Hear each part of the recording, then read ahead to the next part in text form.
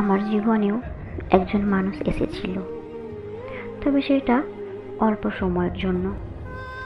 সে নিজের থেকে এসেছিল, মিশেছিল, খুব ভালো একটা সম্পর্ক হয়েছিল।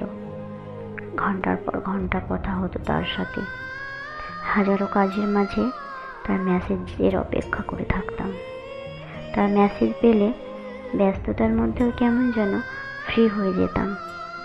কি জানি সে কেন এসেছিল হয়তো ভুল করে, তাই তো চলে যাওয়ার বাহানা খুঁজছিল, তাই সামান্য অজুহাত দেখিয়ে চলে গেল। থাকার হলে হাজারো সমস্যাকে অতিক্রম করে থাকা যেতেই পারে, আর চলে যেতে চাইলে একটা অজুহাতই যথেষ্ট। আমাকে ছেড়ে চলে গেছে, তাতে কোনো কষ্ট নেই।